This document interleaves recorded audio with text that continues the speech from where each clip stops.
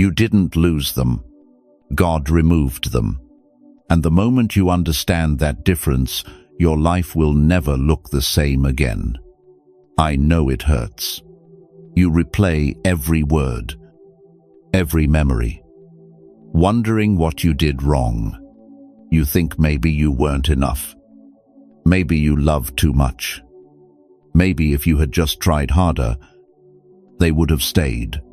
But the truth is, they were never meant to. Because what you saw as abandonment, God saw as protection. What you thought was rejection was actually redirection. He saw what you couldn't. He saw their intentions, their masks, their manipulation, long before you ever did. He saw how their presence was slowly draining your purpose, dimming your light, and breaking your spirit piece by piece.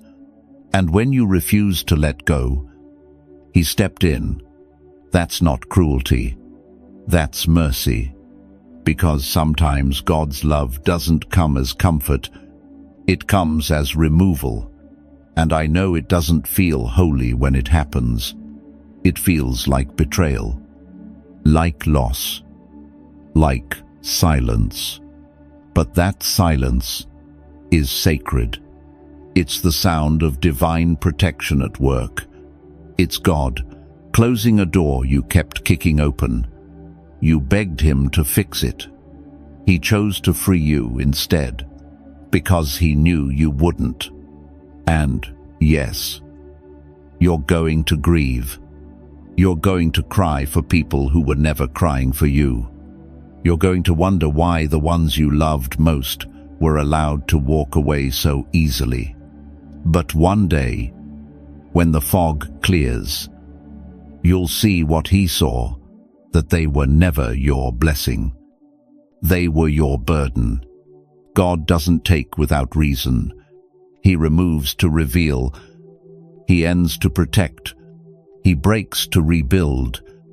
And this pain you're feeling right now, it's not punishment. It's purification. Because before God can elevate you, He has to separate you. So stop calling it loss. Start calling it alignment. They didn't leave you. God delivered you. When life rips someone away from you, it doesn't feel divine. It feels cruel. It feels personal. It feels like God turned His back on you and left you to drown in the silence they left behind. You sit there asking why. Why would a loving God allow so much pain? Why would He take away the one person who meant everything? But maybe the pain isn't proof that He's punishing you. Maybe it's proof that He's preparing you. Pain isn't always the enemy. Sometimes, it's the only language heaven can use to get your attention. Because when everything's comfortable, you stop listening. You stop growing. You stop noticing how deeply you've been depending on what was never meant to stay. The Stoics called it amor fati, love of fate, to love not just what's easy, but what's necessary, to look at loss and say, this too serves me. That doesn't mean it won't hurt. Pain is part of purification. It burns away attachment, illusion, and ego, everything that blinds you from truth. When God takes someone out of your life, He's not taking from you, He's clearing space for you. Space for peace. Space for purpose. Space for what's real. But at first, it won't feel like that. At first, it feels like a death. You'll wake up and reach for their name in your phone. You'll scroll through old messages like they're holy relics from a better time. You'll replay conversations in your mind, trying to find the moment it all broke. But the truth is, it didn't break. It expired. Because not every connection is meant to last forever. Some people come into your life as lessons, not lifetimes. They arrive to teach you what love isn't, so that one day you'll recognize what love truly is. And when that day comes, you'll thank God for every unanswered prayer, every door that slammed shut, every person who disappeared without explanation, because each one was a divine intervention in disguise. The Stoics taught that nothing truly good can be taken from a virtuous soul. What's yours by truth can never be lost, only replaced by something higher. So if it's gone, let it go. If it left, let it leave. If it ended, honor it. Then step forward. Because what you're calling punishment is actually protection from corruption. That relationship, that friendship, that situation, it was poisoning your purpose. And God, in His mercy, refused to let it kill you slowly. He tore it away because you wouldn't. He let you break, so you could finally build without what was breaking you. He knew you'd never walk away on your own, so He walked them out for you. That's not cruelty. That's divine love, the kind that saves your soul, not your comfort. So stop seeing your pain as a sentence.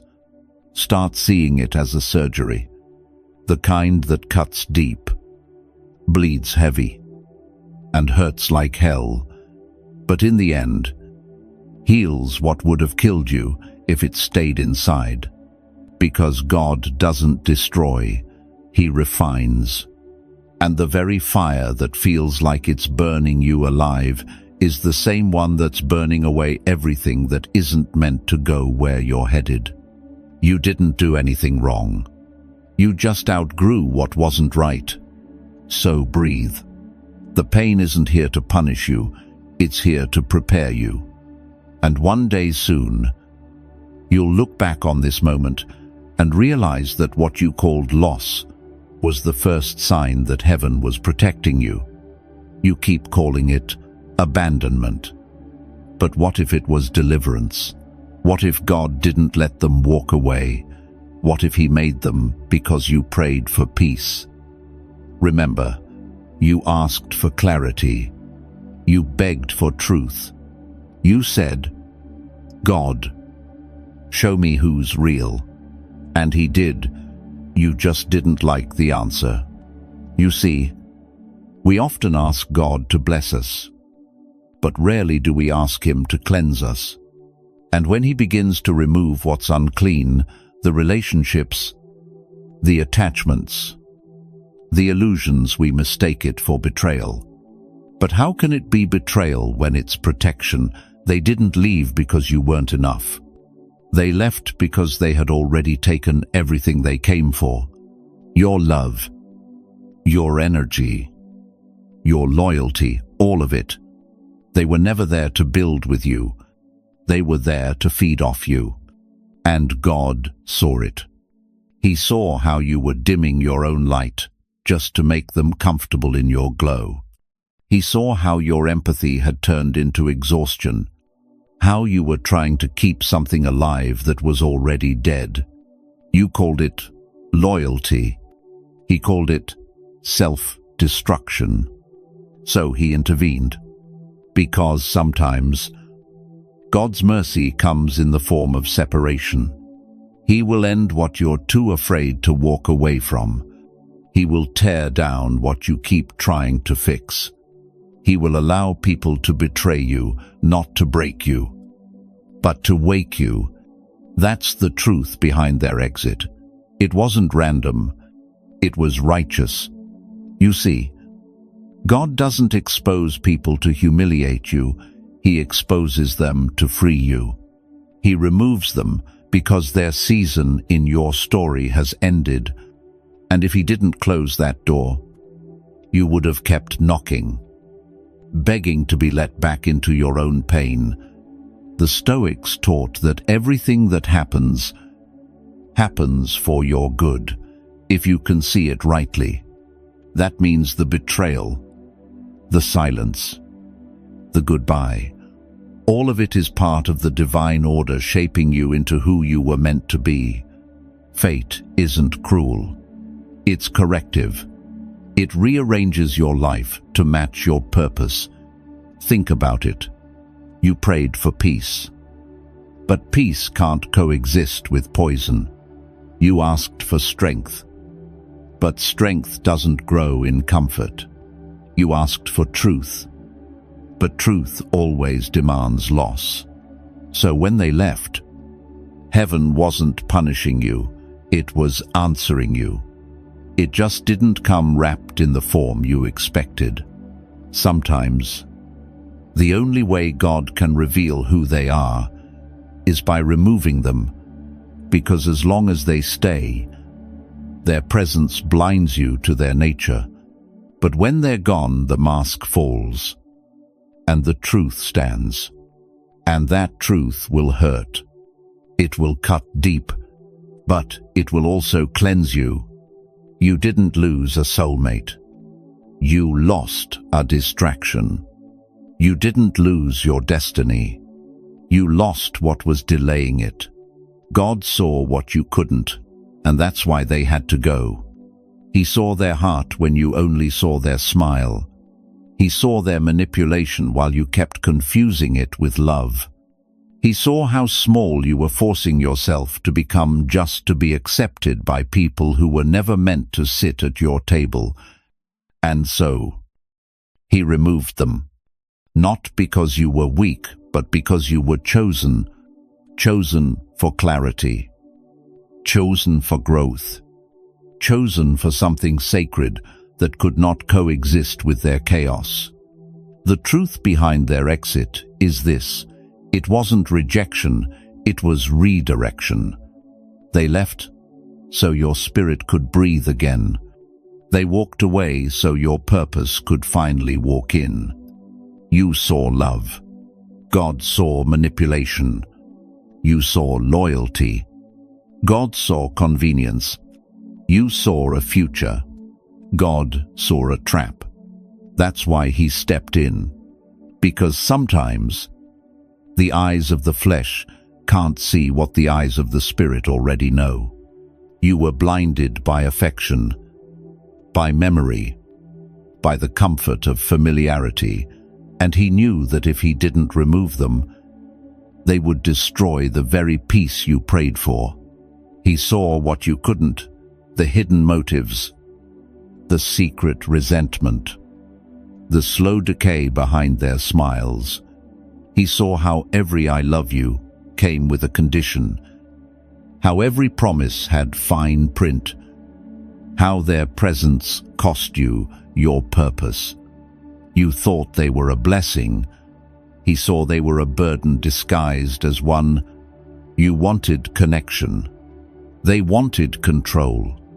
And the cruel part, you wouldn't have believed it even if he told you. So, instead of explaining, he revealed. He didn't whisper the truth, he showed it. Through loss.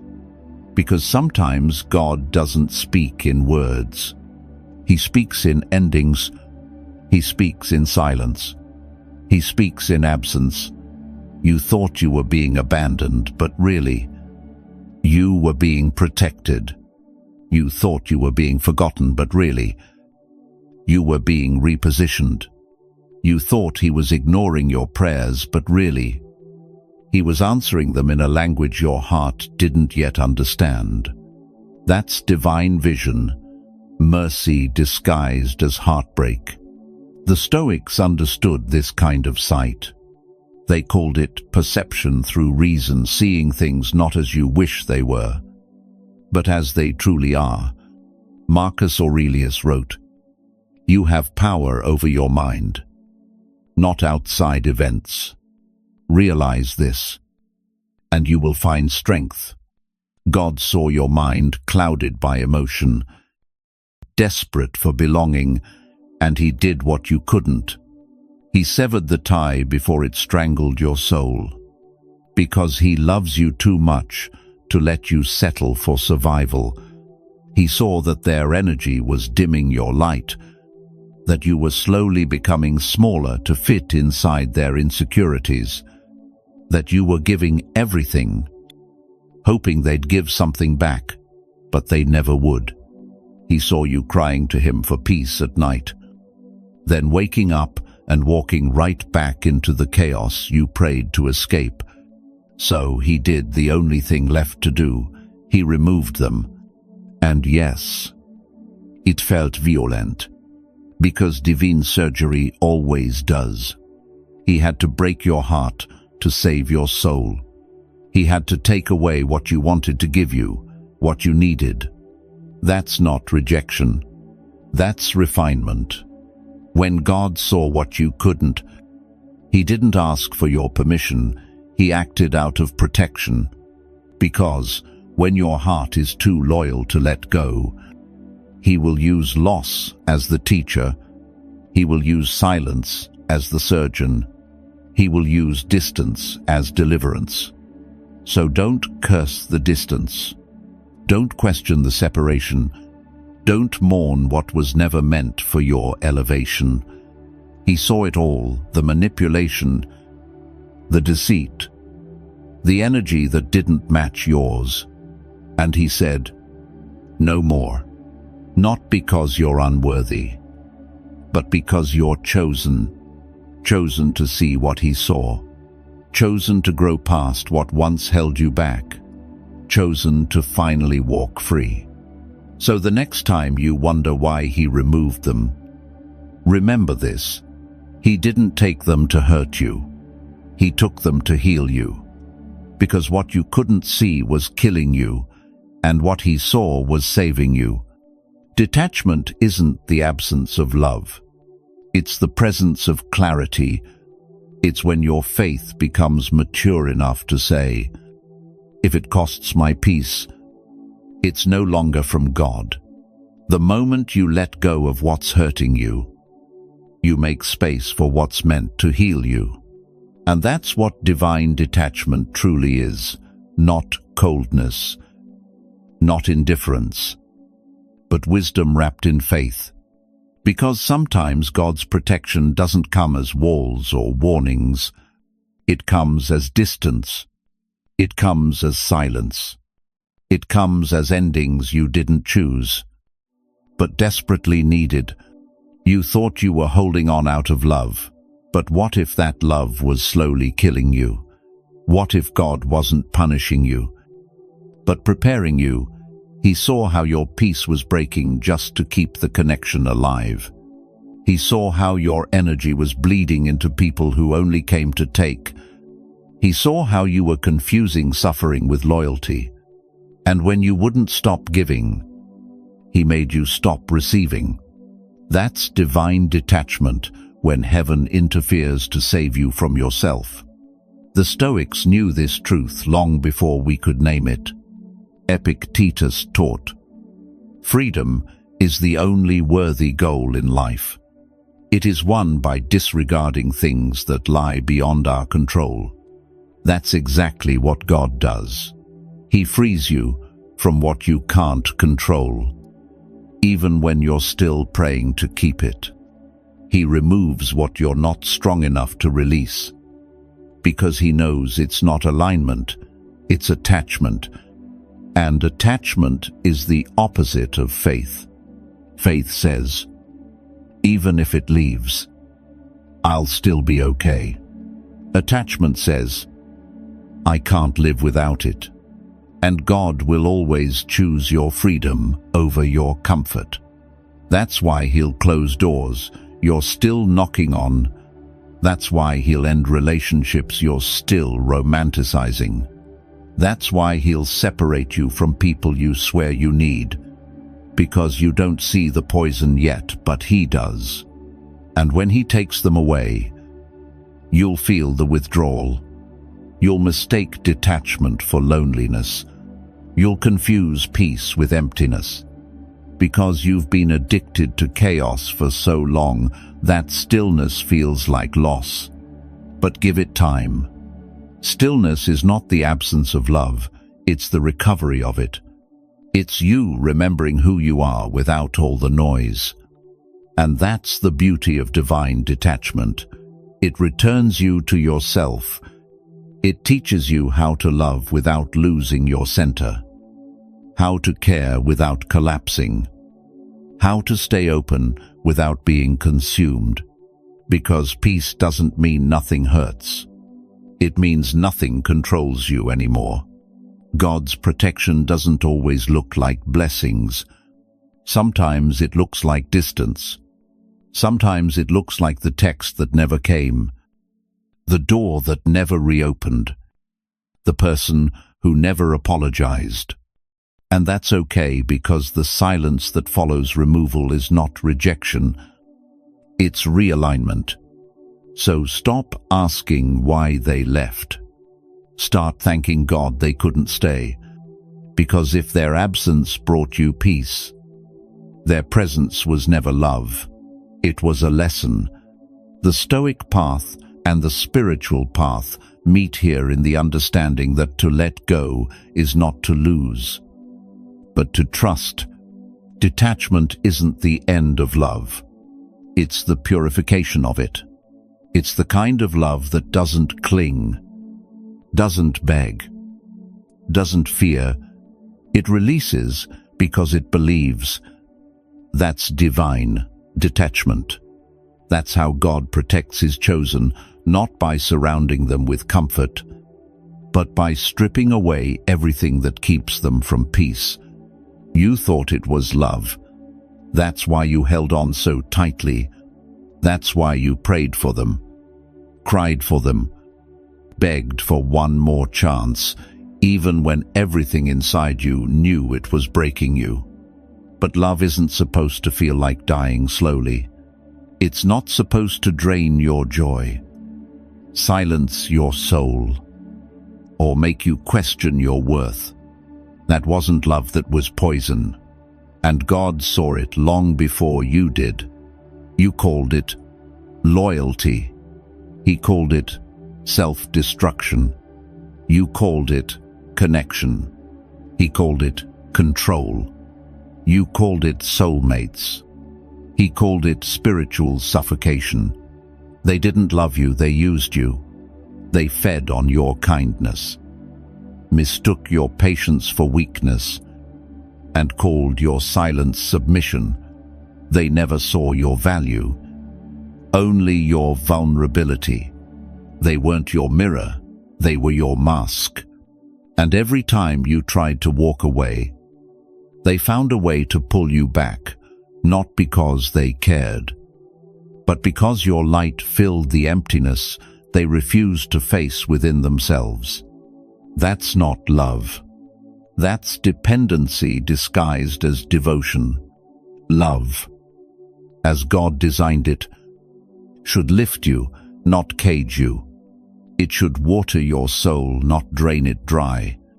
It should teach you peace, not make you beg for it. But you forgot that. You confused being needed with being valued. You confused being chosen with being chained. And so, God stepped in. He saw how your prayers were turning into pleas.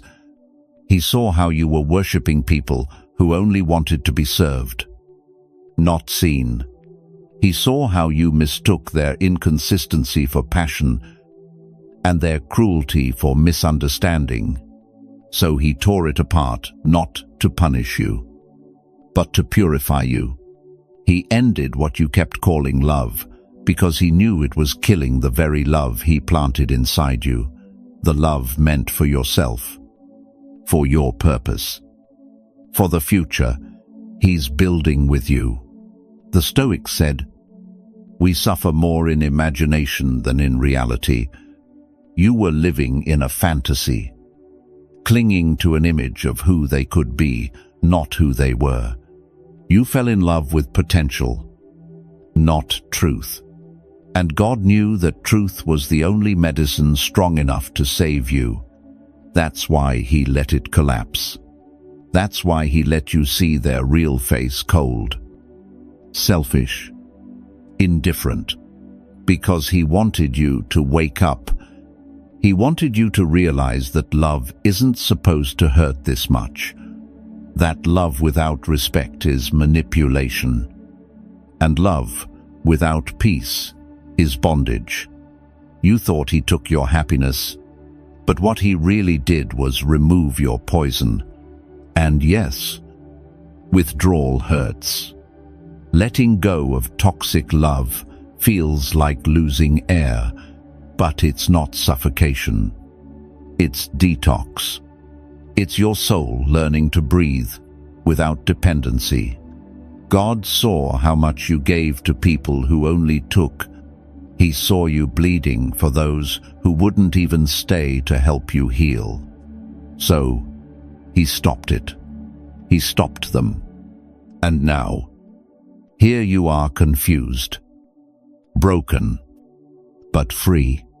It doesn't feel like freedom yet, because you still crave what hurt you. That's how strong the poison was.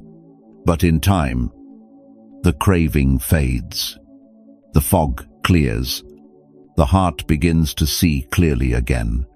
One day, you'll look back and realize what you called love was really a lesson in disguise. It showed you how to guard your peace, how to value your energy, how to discern what's real. And you'll finally thank God for the heartbreak that saved you, because it wasn't rejection. It was redemption. It wasn't punishment. It was protection. He didn't destroy your heart. He detoxed it. He removed what you thought you needed, so you could remember what you actually deserve. That's the truth. What you lost was never love. It was the poison you kept drinking, until God finally knocked the cup from your hands. Every loss carries a message, but most people never hear it because they're too busy mourning what was taken to understand what was taught. You've spent nights replaying every moment, wondering what you could have done differently. You've questioned your worth, your timing, even your faith. But what if this wasn't about what you lost? What if it was about what you were meant to learn? You see, God doesn't waste pain.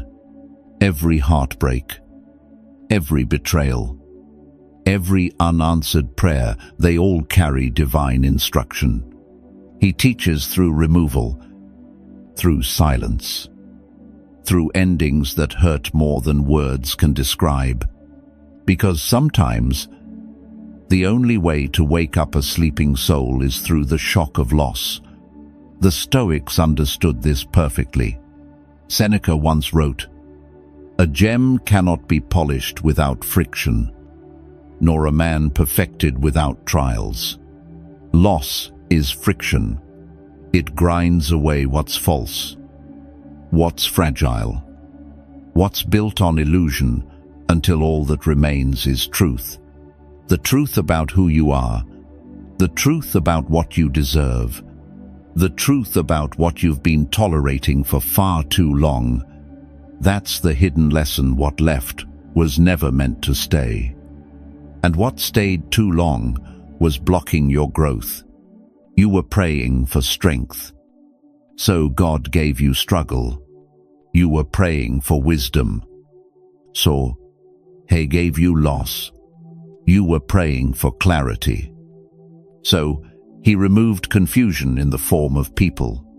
Because clarity often comes through absence, when the noise fades, when the faces disappear.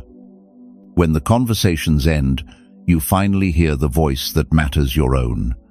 You keep calling it loneliness. But what if it's not loneliness at all? What if it's alignment? God clearing the stage so you can finally meet yourself again. This is where you begin to see the difference between what hurts and what harms. Hurt can heal you, harm cannot. God allows pain with purpose, but He never allows destruction without redemption. That's why the loss didn't kill you. It corrected you. It taught you boundaries. It taught you discernment.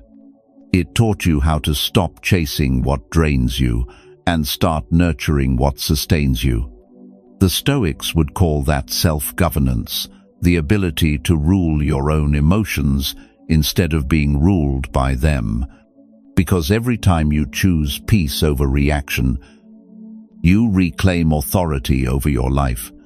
You begin to understand that loss is not the opposite of love, it's the teacher of it.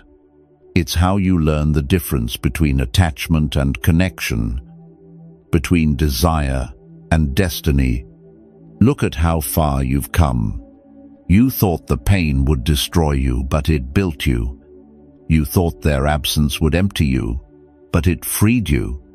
You thought you'd never smile again, and yet, somehow, you do. Because strength is not born from comfort. It's born from surrender, from letting go of what you wanted, and trusting that what's next will make sense in time. That's the divine paradox. The very thing that broke you also built you. The very loss that crushed you became the soil where your wisdom grew. So stop asking, why did this happen to me? Start asking, what did this teach me? And when you finally answer that question, you'll realize the loss was never punishment. It was preparation. It was the divine curriculum for your next chapter. Because God never subtracts without the intention to multiply. Pain has a purpose. It's the toll you pay for truth. And truth, real truth, is never cheap. You prayed for clarity, didn't you? You asked God to show you the truth about people, about love, about your purpose. And He did. But He didn't reveal it in comfort. He revealed it through pain, because pain is the only teacher the heart cannot ignore. When you're comfortable, you stay blind. When you're broken, you finally see. The Stoics understood this long before you or I ever could. Epictetus said, "Suffering arises not from events, but from our judgment about them." In other words, pain itself doesn't destroy you, your resistance to it does. And that's why God allows the breaking, not to ruin you, but to reveal you, to strip away illusions you kept worshipping, to make you see clearly what your heart refused to admit. You see, clarity costs comfort, and that's the part nobody tells you. You can't see the truth about someone and still keep your fantasy. You can't grow in wisdom and still cling to your blindness. You can't walk into peace while holding on to poison. God knew that, so He let the pain in, not to punish you, but to wake you up. He watched you keep loving people who drained you. He watched you pray for signs while ignoring the ones He already sent. He watched you defend people who kept wounding you, thinking love meant enduring misery. And when you wouldn't let go, He allowed the pain to teach you what peace could not. That's divine discipline, not punishment, but purification, because nothing refines the soul like fire. Nothing clarifies the heart like heartbreak. Pain has a strange way of sharpening your vision. It burns away delusion. It forces you to see people as they are, not as you imagine them to be. And it humbles you to realize that what you thought was love might have just been attachment, that what you called loyalty might have been fear of being alone. It hurts. Oh, it hurts deeply, but it's honest. And honesty is what sets you free. The Stoics taught that we must love fate, not because it's easy, but because it's necessary. That's amor fati, the acceptance of everything life gives, even the pain, especially the pain because within it lies transformation. So, when God allows you to feel the sting of loss, it's not cruelty, it's calibration. He's aligning you with truth. He's teaching you to stop reaching for what cuts you. He's teaching you to recognize peace by contrast, because you can't appreciate the light until you've lived through the dark. You see, pain is like divine surgery. It cuts what you can't see, removes what you'd never let go of on your own. And while it hurts in the moment, one day you'll look back and realize it didn't kill you, it cleansed you. It didn't end you, it initiated you. It turned you from someone who needed others to feel whole into someone who can stand alone, calm, wise, complete. That's the price of clarity, and it's worth every tear. Because clarity gives you freedom, freedom from false love, false peace, false belonging, freedom to walk in truth, even when it's lonely. So when your heart aches, when the nights feel heavy, when you wonder why God allowed it to hurt this much, remember this: He's not breaking you. He's unblinding you. Pain isn't the enemy. It's the passage. And the only way to reach wisdom is to walk through it. You thought you were alone. You thought when they walked away, God walked away too. You thought He left you in the ruins, watching you fall apart without mercy. But the truth is, He was right there, the whole time, silent, still, present. He wasn't ignoring you. He was protecting you in ways you couldn't yet understand. You see, when God wants to move you into your next chapter, He doesn't always send blessings. Sometimes He sends endings. And in those endings, it feels like abandonment. But that emptiness you feel, that's not God leaving. That's Him clearing space. He took them away, not because you were unworthy, but because they were unprepared. They couldn't walk with you where you're going. They couldn't carry the weight of your purpose. And if He hadn't removed them, you would have stayed stuck, small, blind to your own potential, still trying to convince people to love you when it was never their assignment to do so. The Stoics said, "We suffer more in imagination than in reality." And they were right, because most of your pain didn't come from the loss itself. It came from what you imagined the loss meant. You imagined that being left meant you weren't enough. You imagined that silence meant you were forgotten. You imagined that the emptiness meant God stopped caring. But none of that was true. The silence wasn't rejection, it was divine communication. The emptiness wasn't punishment, it was preparation. The distance wasn't abandonment, it was alignment. You were being repositioned, even while you thought you were being destroyed. Think about it. If they hadn't left, you'd still be watering dead plants. If they hadn't betrayed you, you'd still be offering your loyalty to people who saw you as an option. If they hadn't ignored you, you'd still be chasing validation instead of cultivating peace. God's absence wasn't absence at all, it was disguise. He hid His hand so you could learn faith. He hid His voice so you could discover your own, because the kind of strength He was building in, you couldn't be built in comfort. It could only be forged in solitude. That's why the quiet moments hurt so much, because they were sacred. They weren't empty, they were holy ground. That's where you learned to stand on your own. That's where you learned to pray. Not for people, but for peace.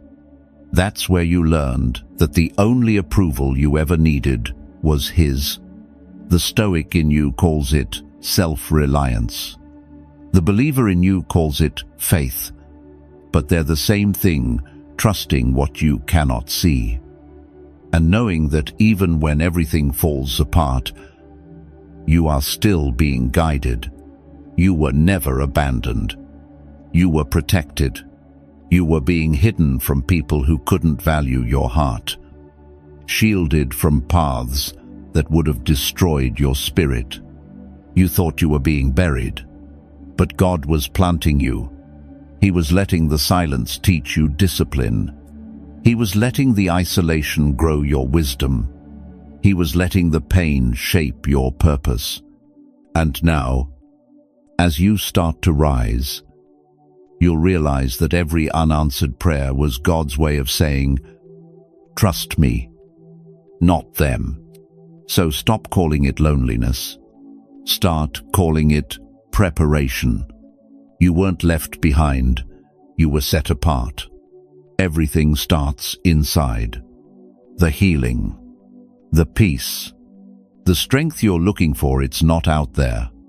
It's been inside you this whole time, waiting for the silence to bring it to the surface. You've spent so long trying to rebuild your life around people, around what you lost, around the image of who you used to be. But you can't rebuild on ashes. You have to build on truth. And the truth is this: what left you didn't destroy you, it exposed you. It showed you the cracks in your foundation, the places where you depended too much on others, where your worth was tied to their validation. That's where the rebuilding begins, in the places where you once broke. The Stoics taught that we must build our inner citadel, a fortress of calm, reason, and strength that no chaos can penetrate. Marcus Aurelius said, "You have power over your mind, not outside events. Realize this, and you will find strength. This is that moment for you. This is where you stop trying to control what's gone and start mastering what remains: your thoughts, your discipline, your peace. Because the person you're becoming isn't born in comfort. They're forged in the fire. You've been through the storm. You've seen what betrayal feels like, what absence feels like, what silence feels like, and yet you're still here. That means you're already stronger than you realize. You're proof that loss cannot kill what was built by faith. Now it's time to build differently. This time, you build slowly, with boundaries, not desperation, with peace, not people-pleasing, with self-worth, not self-sacrifice. You stop explaining yourself to those who never listened. You stop seeking closure from those who never gave clarity. You stop chasing love in places that only offered control. Instead, you turn inward. You build your inner world so solid that nothing external can shake it. Because when your peace no longer depends on their presence, that's freedom. When your worth no longer depends on their validation, that's mastery. And when your happiness no longer depends on what you have, but on who you've become, that's spiritual evolution. God didn't remove them to leave you empty. He removed them to make room for your foundation. You are not rebuilding to become who you were before, you're rebuilding to become who you were always meant to be. You'll start to notice it soon, how solitude no longer feels heavy, how silence starts to feel sacred, how peace becomes your default instead of chaos. That's when you'll know you've rebuilt correctly, when your inner world becomes untouchable. And here's the divine paradox: you'll stop needing what you once thought you couldn't live without. You'll stop missing the noise and start cherishing the quiet. You'll stop seeking closure because you'll realize you were the closure all along. This is what God wanted to show you, that everything you were searching for in them was always waiting for you, in you. So rebuild. Not from memory, but from meaning. Not from fear, but from faith. Because once you master the inner world, the outer world rearranges itself to match your peace. That's the Stoic way. That's divine alignment. And that's how true rebuilding begins, not in the world around you, but in the soul within you. You survived the fire. You walked through the betrayal, the loss, the silence, and you made it out. Maybe not untouched, but unbroken. The scars you carry aren't signs of weakness. They're proof that you were chosen to endure what would have destroyed others. Because while they were busy playing games, you were learning lessons. While they were chasing attention, you were building resilience. And while they walked away, you walked deeper into your purpose. That's freedom, the kind that's born after the fire. See, the fire was never sent to burn you. It was sent to reveal what couldn't be burned: your faith, your discipline, your quiet strength. Everything false fell away. Everything real remained. And now, you stand lighter, not because you lost something, but because you were freed from what was never meant to stay. This is where you finally understand God didn't punish you by removing them. He promoted you by doing it. He took away what was temporary to make space for what's eternal. He ended what was draining you to prepare you for what's meant to sustain you. You see, when you stop clinging to what's gone, you make room for what's divine. And the moment you surrender, truly surrender, everything that's meant for you finds its way to you effortlessly. That's not coincidence. That's divine order. Marcus Aurelius once wrote, "What stands in the way becomes the way." And that's exactly what your pain has done. It became the path. It led you home, back to yourself, back to peace, back to God. Freedom isn't about having everything go right. It's about being unshaken when things go wrong.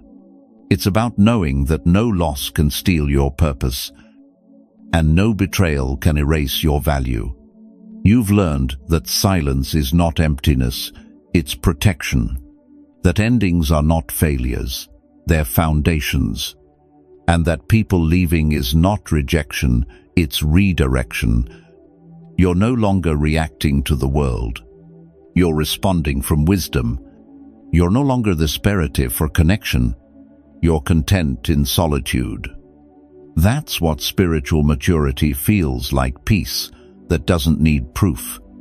And when those same people who left you start watching you rise, don't seek revenge. Don't gloat. Just smile quietly. Because your growth is the only answer they'll ever need. Your peace is the karma they can't escape. And your silence, your calm, radiant silence, is the echo of divine justice at work. You don't owe anyone an explanation. You don't need to prove your worth. You already did by surviving. They thought walking away would break you. Instead, it awakened you. They thought you'd collapse. Instead, you rebuilt.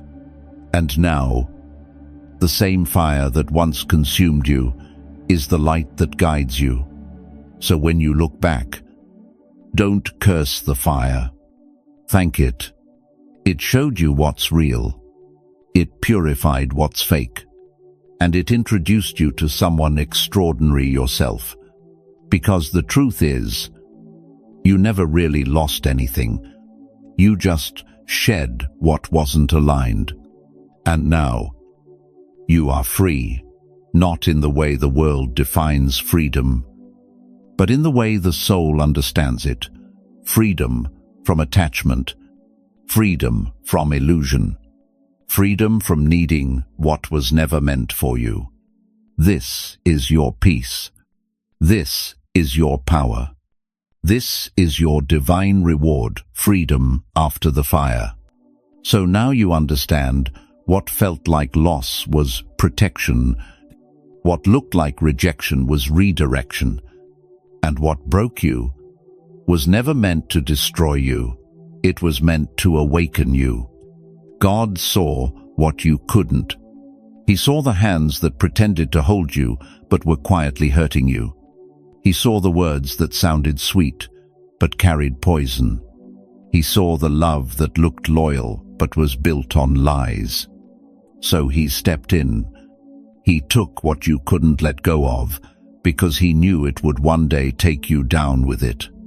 And yes, it hurt. It broke you wide open. But that breaking, that silence, that emptiness became the birthplace of your strength. Now you stand taller, calmer, wiser. You no longer beg for peace, you are peace. You no longer chase love, you embody love. And you no longer ask for clarity, you live in it. Because what they took was temporary. What God gave you in return is eternal.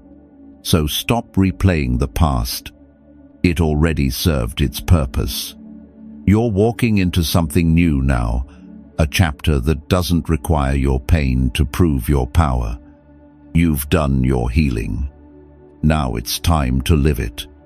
This calm, grounded, unshakable version of you is the one God was trying to reveal all along. You didn't lose them. You found yourself, and that's the real miracle. If this message spoke to you, don't scroll away in silence. Take a deep breath and remind yourself, God didn't take them to hurt me. He took them to heal me. Drop a I trust his plan in the comments if you're finally ready to stop questioning the loss and start walking in faith. And if you're walking this path of quiet strength and divine alignment, subscribe to Think Stoic 101, where we turn pain into wisdom, silence into strength, and heartbreak into purpose. Because remember, God doesn't remove to break you. He removes to rebuild you. And your story is just beginning.